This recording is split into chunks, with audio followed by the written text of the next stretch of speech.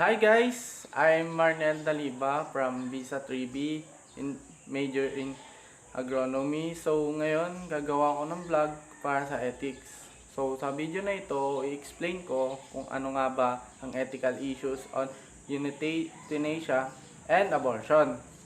Tara, sabay-sabay natin alamin kung ano nga ba ang mga ito. Sana mag-enjoy kayo. So ano pang hinihintay natin? Simulan na natin. So yan guys, simulan na natin. First, let me explain to you what euthanasia and abortion is. Ano nga ba ang euthanasia? Euthanasia is the deliberate putting to death in an easy, painless way of an individual suffering from incurable and agonizing disease. We can also call it as mercy killing, meaning it is about ending one's life dahil sa sakit niya na walang cure or dahil hirap na siya sa karamdaman niya. Next naman natin kung ano nga ba ang abortion. Abortion is the expulsion of human fetus before period of viability. What is viability? Ito yung age of gestation or yung edad ni baby sa loob ng tiyan ni mother na kaya niya na mabuhay or makasurvive outside the uterus. So let us talk about naman the ethical values nilang dalawa. Ethical values in euthanasia, we have different types of euthanasia and those are the active and passive. There are other cases of euthanasia din naman like self-administered and others administered. We have different point of views on the euthanasia by the pro-euthanasia and anti-euthanasia. So, pag-usapan naman natin guys kung ano naman ang point of view ng mga pro-euthanasia. They believe that euthanasia preserves human dignity until death.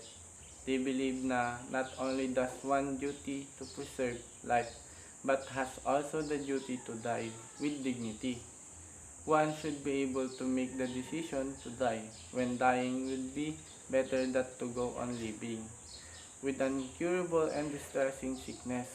So, sinasabi nila dito is if an individual think that dying is better than being alive with an incurable and agonizing disease, it is better to make decisions na before they die, like gusto ba nila ma-end yung life nila naturally or end their life with euthanasia. So, however, T. Gary Williams stated that euthanasia is morally wrong. Why? Because it opposes the natural inclination to preserve life. There are also consequences din according to him, like it might be performed for purposes of self-interest or doctors and other health professionals may be tempted not to do their best to save patients' life. Let's discuss naman the point of view of anti-euthanasia. According to them, euthanasia erodes human dignity since it hastens the death of an individual. Khalifa Puts, who endorses both active and passive euthanasia, but patient explicitly gives the consent and everyone has a right to life, hence it is what a person wants that counts. Let us talk about naman the ethical values of abortion. In abortion, we have the pro-life, which is disapproves the abortion, and the pro-choice. So, bago ko talakayin ng pro-life at pro-choice, panoorin muna natin ng short film na ito tungkol sa abortion.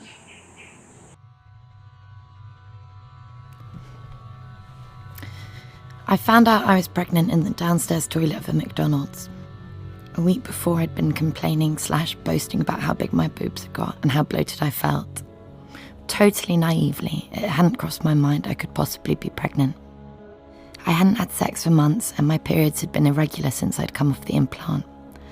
But after my buddy brought it up jokingly, the possibility planted itself in my brain, and it sat there, worrying away, As soon as I peed on my stick, it said pregnant. Like I was super, super, super pregnant. Almost instantly, I was very keenly aware of a little bean inside my belly that I hadn't been.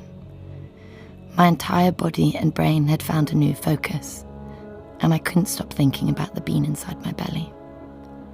It's amazing what a stick covered in pee can do. And as sacred and totally glorious it felt to know you made a tiny little life and it was growing day by day in your body, the thought that just kept running through my brain was, I hope this bean is small enough to come out. Because I wasn't ready, in no fit state to provide the sort of life I want to give my baby. I told only a few people. My flatmate who came to watch me pee on my second stick, my boss who let me take the time off work, and who convinced me to tell my mum and the boy, an ex-boyfriend still very much on the scene. Those were the tricky, emotional conversations. Initially, I planned not to tell either of them, but I'm pleased I let them in.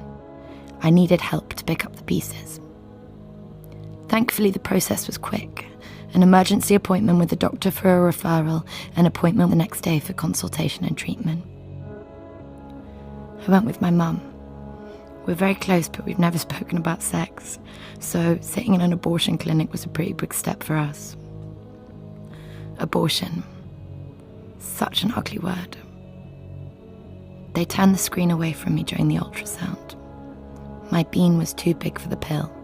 It was 3 months big and needed to be taken out surgically. Another word that sticks in the throat. Walking into the room for the procedure, I was struck by how clinical the whole thing felt. I don't know what I was expecting, but the setup felt very intimidating and very serious.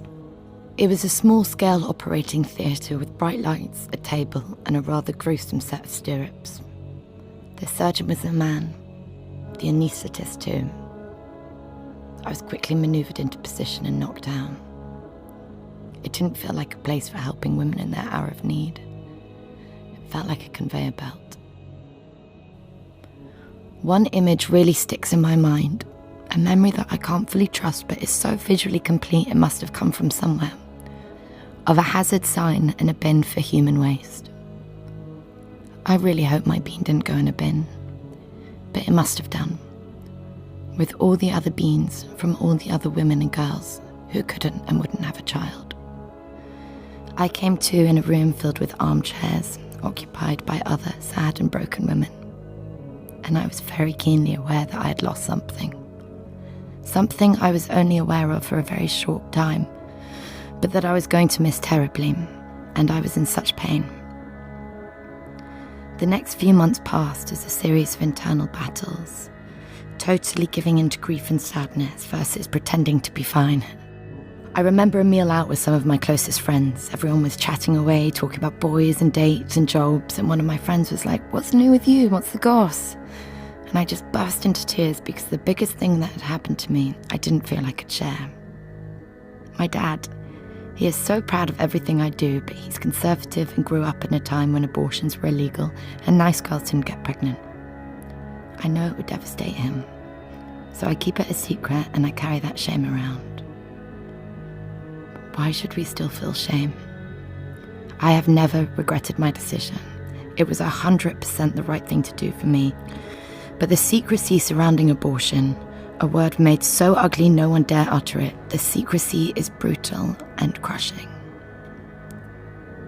6 months on, I feel stronger, less prone to random spurts of tears. I've tried purposefully not to think about when this bean would have been born, but I suppose it would have been about now. And that does make me sad. As does seeing mothers with their little ones, dads too. And I know that I will never be able to look at a sonogram until it's of a baby I'm ready to have.